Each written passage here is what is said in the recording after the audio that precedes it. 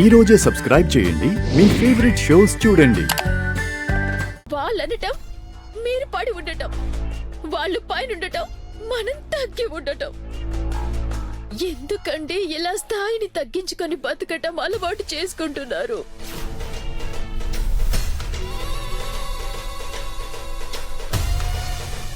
నాకిదంతా ఏమీ నచ్చటం లేదండి. ఆ రోజు చిన్నత్తయ్య గారు కూడా లహరి విషయంలో ఏమన్నారు? నా కూతురు నా ఇష్టం అంటూ, మీకసలు ఎవ్వరితో ఏ సంబంధం లేదు అన్నట్టు ఇలాగే మాట్లాడారు కదా. ఒకసారి గుర్తు చేసుకోండి.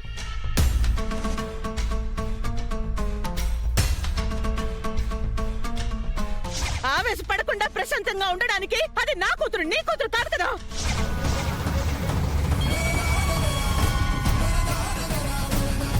అప్పుడే నా మనసు ముక్కలైపోయింది. వాళ్ళేంటో నాకు అర్థమైపోయింది.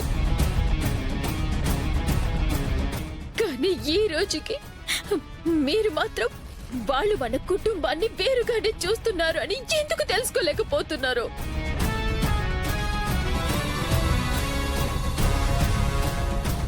నేనిలా అంటున్నానని మీరు నన్ను తప్పుగా అనుకున్నా పర్వాలేదండి.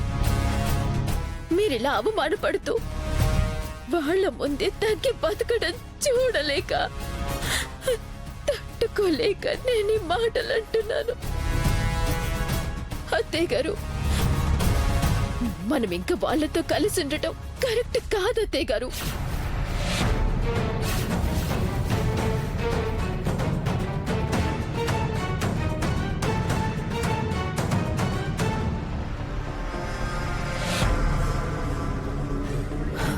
వాళ్ళ నుంచి మనం వెంటనే వేరైపోదాం.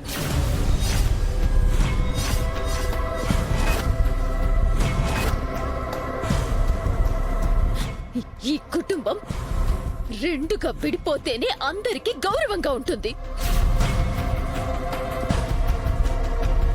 అత్తయ్య గారు, వెంటనే నేను బయట వేరే ఇల్లు చూస్తాను.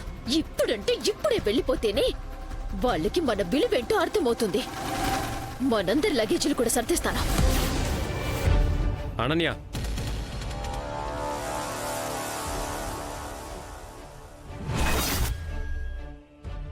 మనం ఎక్కడికి వెళ్ళడానికి వీల్లేదు.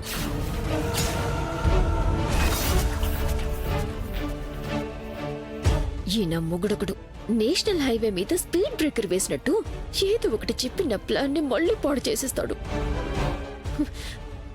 ఎందుకండి వెళ్ళకూడదు? ఇక్కడ తప్పు చేస్తున్నది దర్శన్ అనన్య. వాడు శరణ్యకి చాలా అన్యాయం చేస్తున్నాడు. అయితే అనన్య,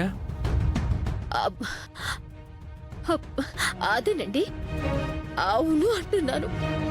సో ఇప్పుడు శరణ్య లైఫ్ చాలా ప్రమాదంలో ఉంది. తను ఎక్కడుందో మనకి తెలీదు.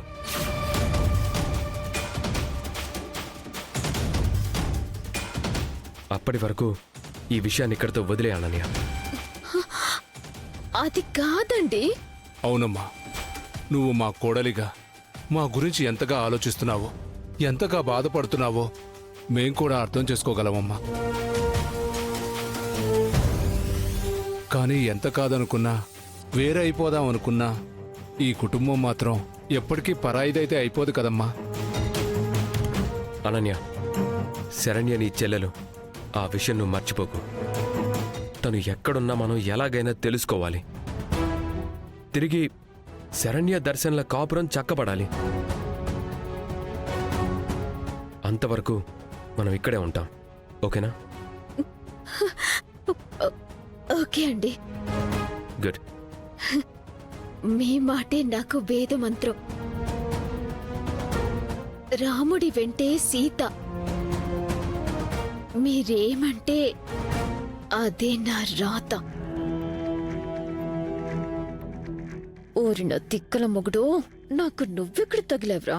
నేను ఇంటిని పెంట చేద్దామని పేపర్ మీద ప్లాన్లు గీస్తే నువ్వు వాటితో పేపర్ బోర్డులు చేసి ఆడుకుంటానంటావేంట్రా స్వామి?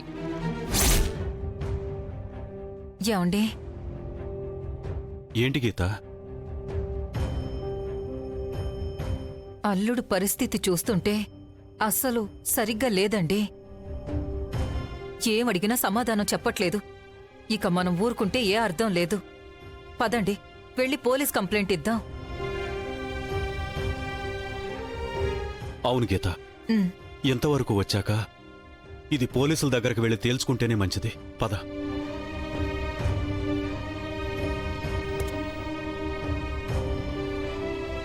Wow, great idea. నాకు నా మొగుడు అడ్డంగా స్పీడ్ బ్రేకర్ వేసినంత మాత్రాన నేను ఆగిపోతానా? వీళ్ళ ఐడియానే ఫాలో అయ్యి కొత్త ప్లాన్తో అటాక్ మొదలు పెడతాను. ఫైనల్లీ నేను అనుకున్నది సాధిస్తాను.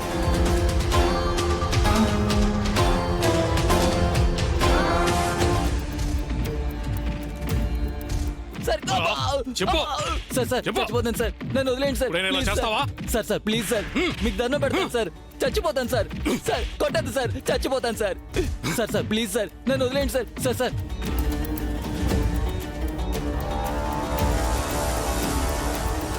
ఏంట్రా చచ్చిపోతావా? చచ్చిపో. ఎవరికి రా ప్రయోజనం నీ వల్ల? పెళ్ళాన్ని హింసించుకొని తింటావురా? సావరా. అబ్బా, అయ్యో అబ్బా, అయ్యో వద్దు సార్. సార్ వద్దు sir, please sir. Sir sir వద్దు సార్, అమ్మా వద్దు సార్. సార్ వద్దు సార్. అయ్యో కొడుతుంటే నొప్పిగా ఉందా? నొప్పిగా ఉందారా నీకు? రోజు నీ పెళ్ళాం డబ్బుతో తాగుతుందే కాక ఆవిడ్ని అవమానిస్తావా? రుబాబు చేస్తూ కొడతావు కదరా, ఆవిడికి నొప్పి ఉండదా? ఏయ్! అబ్బా, సార్ వద్దు సార్. సార్ వద్దు సార్, ప్లీజ్ సార్. ఏరా, ఏ పని చేయడం చేతకాని వెదవ్వే ముగ్గురు పిల్లల్ని ఎందుకురా కన్నా? ఎందుకన్నా? సార్ సార్ చెప్పు. నొప్పడతాను సార్. సార్ ఆ పని తప్ప నన్ను వదిలేండి అయ్యా. ఏం పని లేదారా? ఎలా అనుకున్నావు? ఎలా అనుకున్నారా? మీ దండం పెడతాను అయ్యా, ప్లీజ్ అయ్యా, నన్ను వదిలేండి అయ్యా. దండం పెట్టడం కాదు, ఇంకొకసారి నీ భార్య మీద చెయ్యేశావని నాకు తెలిసిందో ఎన్కౌంటర్ చేసి పడేస్తా. ఏమనుకున్నావు? ఆడోళ్ళంటే అలుసైపోయిందా?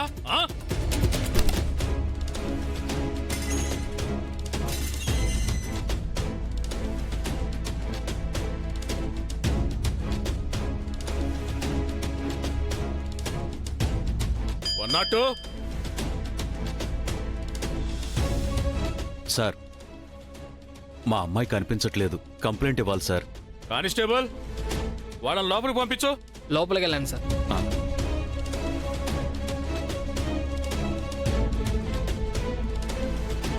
నమస్తే సార్. నమస్తే, కూర్చోండి. కూర్చో. నా పేరు విశ్వనాథం, సివిల్ కోర్టులో లాయర్ని. తను మా ఆవిడ గీత. ఏంటి సమస్య? సార్, మా అమ్మాయి కనిపించట్లేదు. మాకు చాలా భయంగా ఉంది సార్.